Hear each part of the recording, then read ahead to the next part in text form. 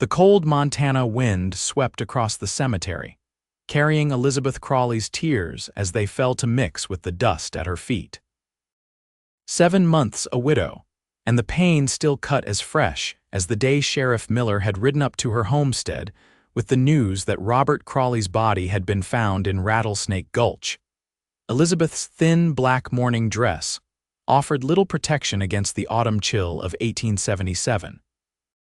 She knelt beside the simple wooden cross marking her husband's grave, her fingers tracing the carved letters of his name.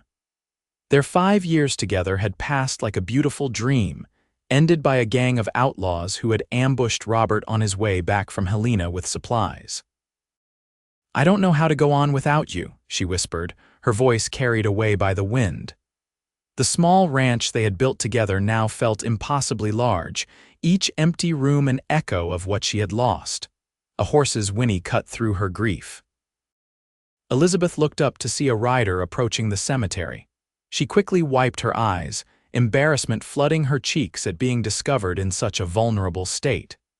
She attempted to stand, but her knees buckled beneath her, weak from hours of kneeling on the hard ground. The stranger dismounted with the easy grace of a man who'd spent his life in the saddle. Tall and broad-shouldered, his face was partially hidden beneath the brim of a well-worn Stetson, but she could make out a strong jaw shadowed with several days' worth of stubble. "Madam." His voice was deep with a slight Texas drawl. "Are you all right?" Elizabeth tried again to rise, determined to salvage what dignity she could, but her legs had gone numb. She stumbled, falling forward into the dust. In 3 long strides, he was at her side. Strong arms lifted her from the ground as if she weighed nothing. "Easy there," he murmured, steadying her until she found her footing. "Thank you," she managed, mortified by her weakness. "I'm quite all right now." The stranger didn't release her immediately, seeming to sense she might fall again. "Hunter Nash," he introduced himself, finally stepping back when he was certain she could stand.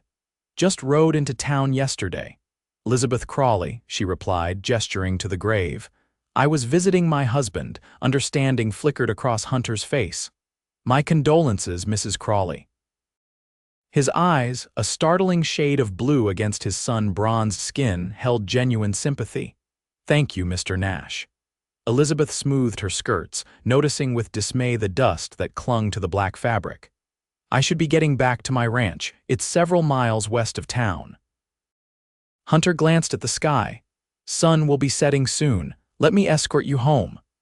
Elizabeth wanted to refuse, to prove she could manage on her own as she had these past months, but the thought of the lonely ride back to an empty house made her hesitate. "That's very kind, but unnecessary." "I insist," he said, not unkindly. "These parts can be dangerous for a woman alone, especially near dusk." Elizabeth knew he was right. Just last month, the McAllister farm had been raided by bandits, and poor Martha McAllister had barely escaped with her life. "Very well, Mr. Nash. I accept your offer." Hunter helped her onto her mare before mounting his own horse, a magnificent chestnut stallion. "Lead the way, Mrs. Crawley." As they rode, Elizabeth stole glances at her companion. Hunter Nash sat tall in the saddle, his eyes constantly scanning their surroundings with the alertness of a man accustomed to danger. His clothes were trail-worn but clean denim pants, a faded blue shirt, and a leather vest. A gun belt hung at his hip, the holster housing a well-maintained Colt revolver. "What brings you to Silver Creek, Mr. Nash?" she asked, breaking the silence. "Looking for work," he replied. "I've been driving cattle from Texas to Montana for years, but I'm tired of the trail. Thought I might settle somewhere for a spell." "There's usually ranch work available," Elizabeth said. "The Hargrove spread is the largest in the county. Old man Hargrove is always looking for experienced hands." Hunter nodded. "I'll look into it. What about your place? You managing on your own?" The question touched a nerve. Elizabeth had been struggling to keep the ranch going, but pride prevented her from admitting it. "I get by," she said stiffly. "I have a young man who helps with the heavier chores 3 days a week." "No family nearby?" Elizabeth shook her head. "My parents are back east. Robert's family never approved of our marriage. We came west to start fresh." They crested a hill, and Elizabeth's ranch came into view in the valley below a modest house with a barn, corral, and several outbuildings. Smoke curled from the chimney, and Elizabeth felt a surge of gratitude that she'd banked the fire before leaving that morning. "It's not much," she said, suddenly self-conscious of the property's small size and the obvious signs of disrepair. The barn needed painting, and several fence posts leaned at precarious angles.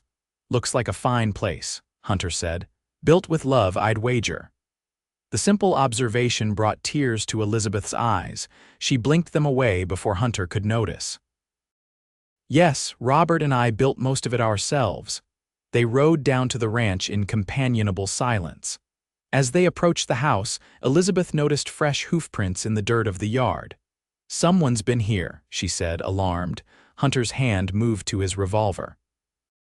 "Stay behind me," he instructed, his voice low and steady. They dismounted, and Hunter drew his weapon, approaching the house with the cautious movements of a man familiar with danger. Elizabeth followed, her heart pounding. The door stood slightly ajar. Hunter pushed it open with the barrel of his gun. "Hello," he called. "Anyone here?" A shuffling sound came from the kitchen, followed by a crash. Hunter moved swiftly toward the noise, Elizabeth close behind him. In the kitchen, they found a young man frantically trying to gather scattered food items that had fallen from the table. He looked up, eyes wide with fear. "Tommy." Elizabeth recognized her neighbor's 16-year-old son. "What are you doing here?" Relief washed over the boy's face. "Mrs. Crawley, I was bringing these supplies from Ma. She was worried about you with that storm coming." He glanced nervously at Hunter's drawn weapon. Hunter holstered his gun. "Sorry to frighten you, son." Tommy scrambled to his feet. "I should get back. Ma will be wondering where I am." After the boy left, Elizabeth turned to Hunter with a small smile. "It seems I've been causing concern. The women in town have taken it upon themselves to look after me since Robert died." "Good neighbors are worth their weight in gold out here," Hunter replied, removing his hat and running a hand through his dark hair. "Well, Mrs. Crawley, I should be on my way." Elizabeth felt an unexpected reluctance to see him go. "Would you care for some coffee before you ride back to town?" "It's the least I can offer for your escort." Hunter hesitated, then nodded. "That would be mighty appreciated." While Elizabeth prepared the coffee, Hunter studied the main room of the cabin. It was simply furnished but comfortable, with a stone fireplace, a sturdy table with 4 chairs, and a rocking chair near the window. A bookshelf held more volumes than he would have expected in a frontier home. "You like to read," he observed. Elizabeth smiled, the first genuine smile he'd seen from her. "Books were my one extravagance when we came west. Robert used to tease me that I packed more books than clothes." She brought 2 cups of coffee to the table, and they sat across from each other. Hunter noticed the wedding band still on her finger and the shadows beneath her eyes that spoke of sleepless nights and hard work. "How long has your husband been gone?" he asked gently. 7 months, 2 weeks, and 3 days, Elizabeth replied, the precision of her answer revealing how keenly she felt the loss. "Outlaws, the Baldwin gang, they were never caught." Hunter's expression darkened. "I've heard of them, mean bunch. They've terrorized settlements from Wyoming to Montana." "The sheriff said there wasn't much hope of finding them," Elizabeth said, her voice bitter. "They disappear into the mountains after their raids." "I'm sorry," Hunter said simply, and Elizabeth could tell he meant it. The wind picked up outside, rattling the windows. "That storm's moving in fast," Hunter observed. "I should head back before it hits." Elizabeth walked him to the door. "Thank you again, Mr. Nash." "Hunter," he corrected, "and it was no trouble, Mrs. Crawley." "Elizabeth," she offered in return, surprising herself. Their eyes met, and for a moment, something passed between them, a recognition, perhaps, of kindred spirits. Then Hunter put on his hat, tipped the brim to her, and was gone. Elizabeth watched him ride away, feeling strangely bereft. She told herself it was merely that his presence had temporarily filled the crushing loneliness that had become her constant companion. Nothing more. The next morning, Elizabeth rode into town for supplies. Silver Creek was little more than a wide spot in the trail, a general store, a saloon, a small hotel, the sheriff's office, and a handful of other businesses catering to the surrounding ranches and farms. As she tied her horse outside the general store, she spotted Hunter Nash emerging from the hotel. He saw her at the same moment and crossed the street to greet her. "Mrs. Crawley," he said, touching the brim of his hat. "Elizabeth," he corrected himself, the corner of his mouth lifting in a half-smile. "Mr. Nash," she returned. "Did you weather the storm all right?" "Just fine. Made it back to town before the worst hit." He gestured to the general store. "Picking up supplies," she nodded, suddenly tongue-tied. There was something about Hunter Nash that unsettled her, not in a frightening way, but in a manner that made her acutely aware of herself as a woman, something she hadn't felt since Robert's death. "Allow me to help you with your purchases," he offered, holding the door open for her. Inside, Mr. Peterson greeted Elizabeth warmly. "Mrs. Crawley, good to see you in town, and who's your friend?" "Hunter Nash." Hunter introduced himself, extending his hand to the storekeeper. "Just arrived in Silver Creek." "Looking for work, I hear," Mr. Peterson said, shaking Hunter's hand. "Word travels fast in a small town. Any luck?" "Heading out to the Hargrove Ranch this afternoon," Hunter replied. "Mrs. Crawley suggested I inquire there." While Elizabeth selected her supplies, she overheard snippets of conversation between Hunter and Mr. Peterson. Hunter was asking about the area, about the Baldwin gang, about law enforcement. Something in his tone suggested more than casual interest. When they left the store, Hunter carrying the heavier items, Elizabeth couldn't contain her curiosity. "You seem very interested in the Baldwin gang." Hunter's expression became guarded. "Just getting to know the area and its troubles." "Is that really all?" Elizabeth pressed, sensing there was more to his questions. Hunter was silent for a long moment as they walked to her wagon. Finally, he said, "My brother was killed by the Baldwin gang 2 years ago in Wyoming. I've been tracking them since." Elizabeth stopped in her tracks. "You're a bounty hunter." "No," Hunter said. "I'm just a man looking for justice.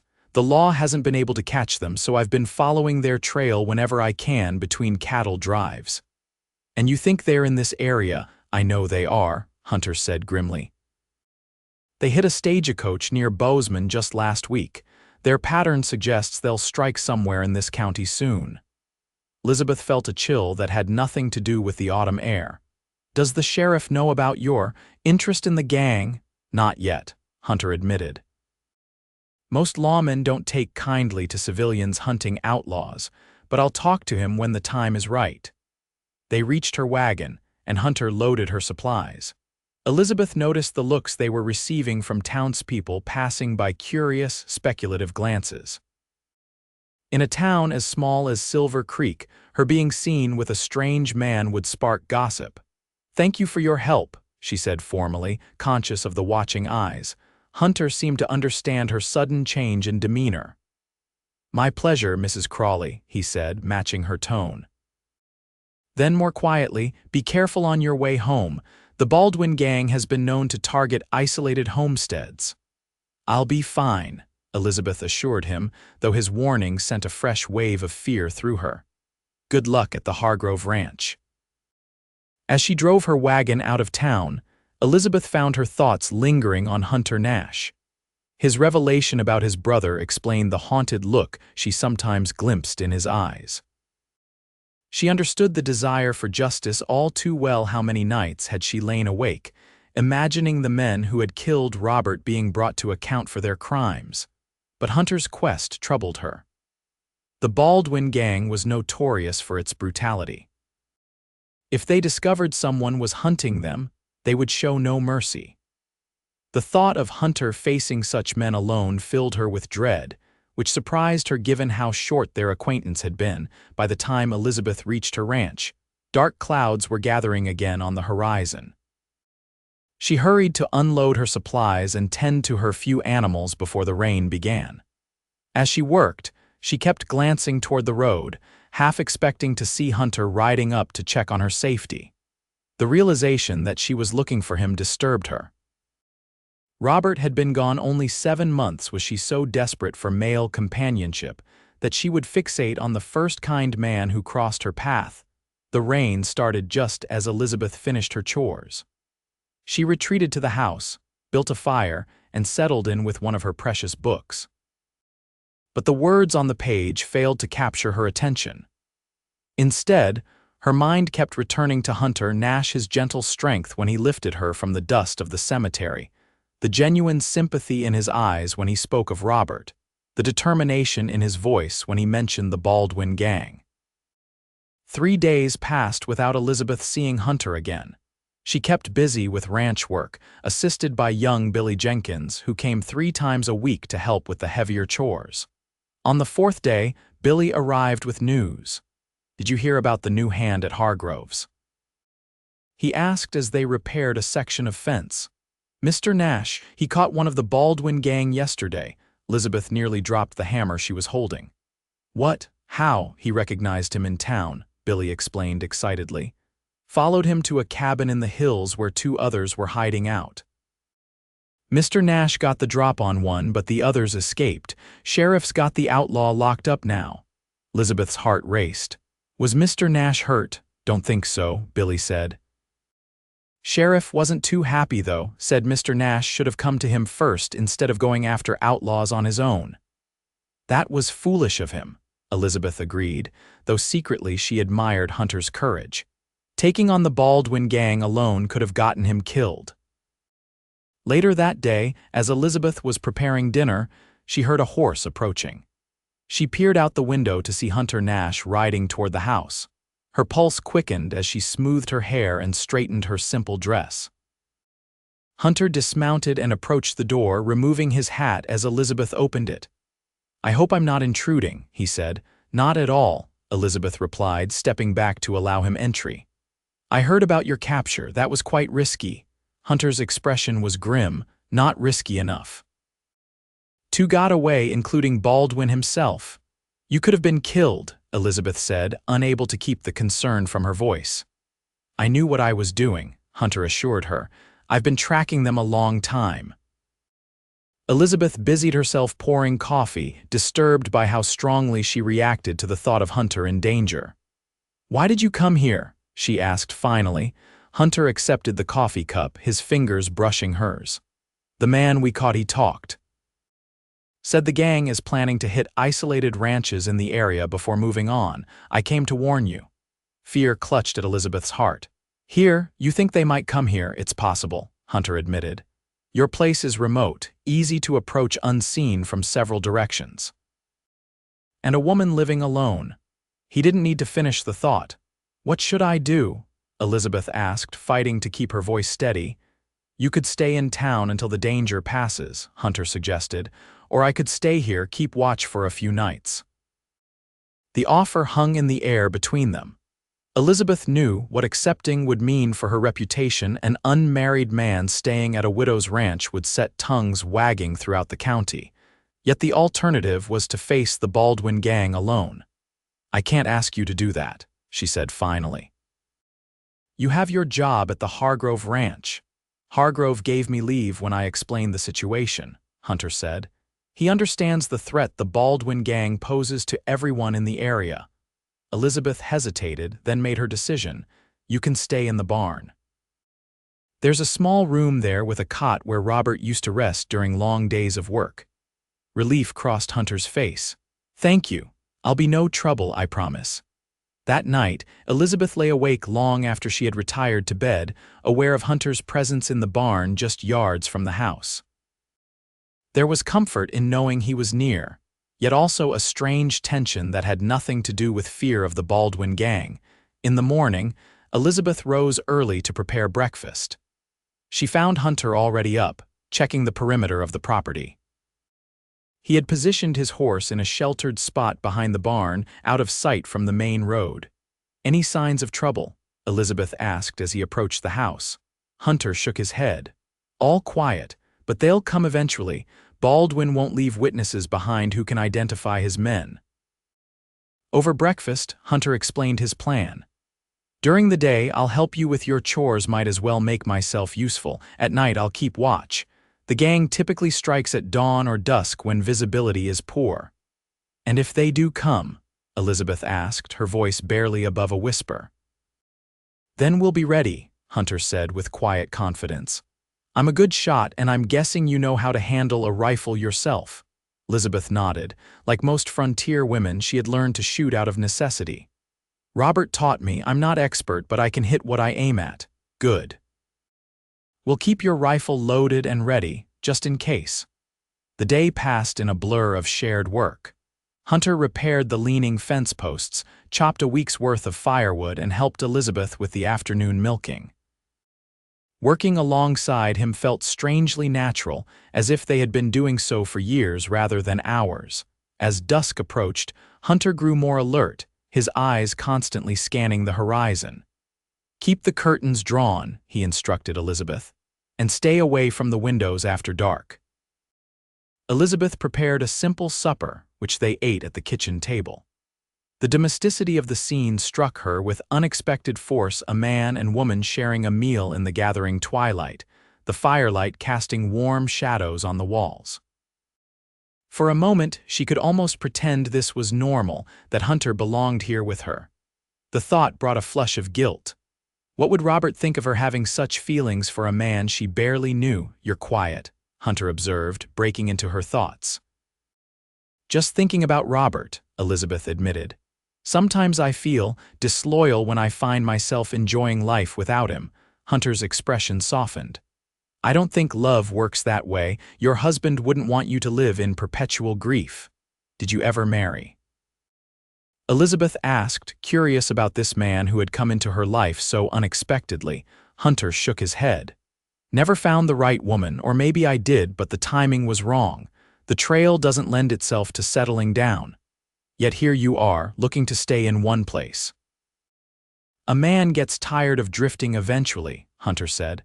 Wants something to call his own, someone to build a life with. Their eyes met across the table, and Elizabeth felt a jolt of connection that both thrilled and frightened her. She stood abruptly, gathering the dishes. It's getting dark. You should take up your position. Hunter nodded, recognizing her retreat for what it was. I'll be on the porch. Lock the door behind me. The night passed without incident, as did the next day and night. By the third day of Hunter's vigil, Elizabeth began to hope that perhaps the Baldwin gang had moved on to easier targets. The routine they had established working together during the day, Hunter keeping watch at night while Elizabeth slept, had become almost comfortable. On the fourth night, a storm blew in from the mountains, bringing driving rain and fierce winds. Elizabeth insisted that Hunter sleep in the house rather than the barn. You can take Robert's chair by the fire, she said firmly. You'll catch your death out there in this weather. Hunter hesitated, clearly concerned about propriety, but the practical necessity won out. Just for tonight, he agreed. Elizabeth brought him blankets and a pillow, then retired to her bedroom, leaving Hunter to settle in the chair. She lay awake, listening to the storm rage outside and acutely aware of Hunter's presence in the next room. Despite the impropriety of the situation, she felt safer than she had in months. Just before dawn, Elizabeth was awakened by a hand over her mouth. She started to struggle until she recognized Hunter's silhouette in the dim light. "Riders," he whispered, removing his hand once he was sure she wouldn't cry out. "At least 3 approaching from the east. Get dressed quickly and grab your rifle." Fear sent ice through Elizabeth's veins, but she forced herself to move calmly. She pulled on her dress and boots, then retrieved her rifle from beneath the bed where Hunter had suggested she keep it. Hunter was at the window, peering through a small gap in the curtains. "They're splitting up, circling the house," he reported. "It's them all right. I recognize Baldwin from description's tall man with a red bandana." "What do we do?" Elizabeth asked, proud that her voice remained steady despite her terror. "We've got surprise on our side," Hunter said. "They think it's just you here. I'll take the front, you cover the back door. Don't shoot unless you have to, but if anyone tries to enter, aim center and don't hesitate." Elizabeth nodded, moving to position herself with a clear view of the back door. Her hands were surprisingly steady as she held the rifle. She thought of Robert, of how these men had cut his life short, and felt a surge of resolve. She would not be their victim. The first shot came from outside, a signal between the outlaws. Moments later, the front door burst open, splintering around the lock. Hunter fired immediately, and a man cried out in pain. Return fire shattered the front window, sending glass flying across the room. Elizabeth heard footsteps on the back porch. The door handle turned slowly. She aimed her rifle, her finger tightening on the trigger. The door swung open, and a bearded man peered in. Elizabeth fired. The man staggered backward, clutching his shoulder, then turned and ran. More shots came from the front of the house. Elizabeth heard Hunter curse, then the sound of a struggle. She wanted to go to his aid, but knew she couldn't abandon her position at the back door. Suddenly, there was silence. Elizabeth held her breath, listening, then a voice called out from the front room. "Elizabeth, are you all right?" "Hunter?" She kept her rifle ready, wary of a trick. "It's me. I got one, the others are retreating." Elizabeth hurried to the front room to find Hunter standing over a body, his gun still drawn. Blood stained his left sleeve. "You're hurt," she gasped. "Just a graze," he assured her, though his face was pale. "The man at the back door, I hit him in the shoulder. He ran." Hunter nodded. "That leaves Baldwin and maybe one other. They'll be back with reinforcements if we give them time. We need to get to town, alert the sheriff." Elizabeth was already moving to examine Hunter's wound. "Let me bind this first." The injury was indeed just a graze, but it was bleeding freely. Elizabeth cleaned and bandaged it as best she could, working quickly. Outside, the first light of dawn was breaking. "We'll take my wagon," Elizabeth decided. "Faster than trying to ride double on your horse." They hurried to prepare, Elizabeth gathering what valuables she could carry while Hunter hitched her horse to the wagon. The dead outlaw they left where he had fallen, the sheriff would want to see everything exactly as it had happened. As they drove away from the ranch, Elizabeth looked back at the home she had built with Robert. She might never see it again, she realized. The Baldwin gang would surely burn it to the ground in retaliation. Hunter seemed to read her thoughts. "We'll come back," he promised. "Once the sheriff organizes a posse, we'll hunt down Baldwin and end this." They reached Silver Creek just as the town was waking up. Their arrival, Hunter bloodied, Elizabeth clutching a rifle, both of them wild-eyed from the night's events, caused an immediate stir. Sheriff Miller emerged from his office, alerted by the commotion. "Nash, Mrs. Crawley, what in tarnation happened?" Hunter quickly explained while curious townspeople gathered around. The sheriff's face grew grim as he listened. "Miller," a shout came from the edge of town. A rider was approaching at a gallop. "Miller, the Baldwin gang hit the Evans place. The whole family's dead." The sheriff swore under his breath. "How many men did you say attacked your ranch, Mrs. Crawley?" "3 or 4, Elizabeth replied, her heart sinking at the news about the Evans family. They had been good people with 3 young children. "That means they've split up," the sheriff said. "Half the gang at your place, half at Evans. We need to move fast before they regroup." He turned to the gathering crowd. "I need volunteers. The Baldwin gang's in the county hitting ranches. Who's with me?" Men stepped forward immediately, ranchers, shopkeepers, even the barber with his shotgun. Within minutes, a posse of 15 men had assembled. "Mrs. Crawley, you stay at the hotel," Sheriff Miller instructed. "Nash, you should have that arm looked at by Doc Stevens." "I'm riding with you," Hunter said firmly. "I know what Baldwin looks like." The sheriff hesitated, then nodded. "All right, but don't do anything foolish. We take them alive if possible. They need to hang properly for what they've done." Elizabeth caught Hunter's arm as he prepared to mount his horse. "Be careful," she said softly. Hunter's gaze held hers. "I will," he promised. Then, surprising both of them, he leaned down and pressed a brief, gentle kiss to her lips. "Wait for me."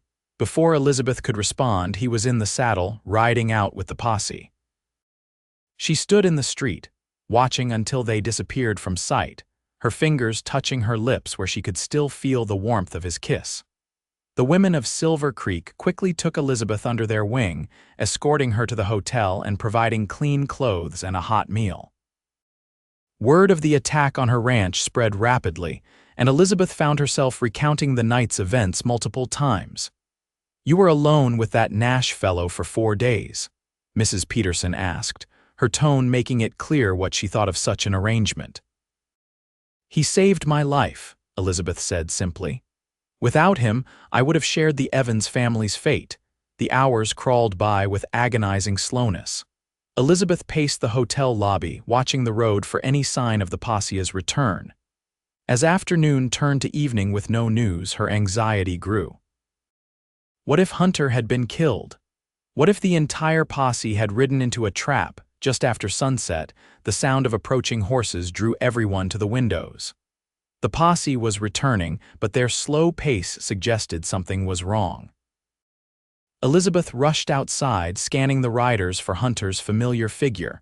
Sheriff Miller led the group, his face grim.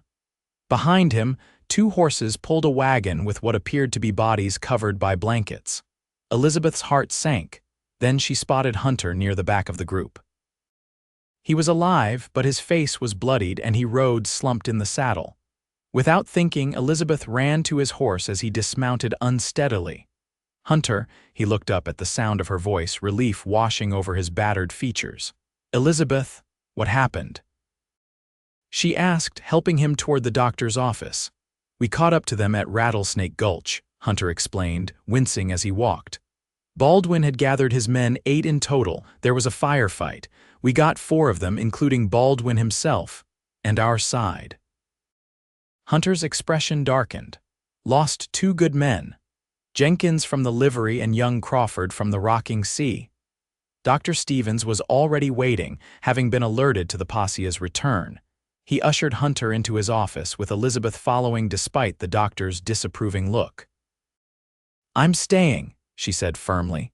Hunter's injuries, while painful, proved to be relatively minor: a cut on his forehead where a bullet had grazed him, bruised ribs from a fall when his horse was shot out from under him, and various scrapes and contusions. "You're a lucky man, Nash, doctor," Stevens said as he finished bandaging Hunter's head. "An inch to the left and we'd be measuring you for a coffin." Elizabeth shuddered at the thought. Hunter reached for her hand, holding it tightly. "Is Baldwin really dead?" she asked. Hunter nodded. "I saw him fall myself." "The Baldwin gang is finished. They won't hurt anyone else." The relief that washed over Elizabeth was overwhelming. Robert's killers had finally faced justice. She felt tears gathering and didn't try to stop them.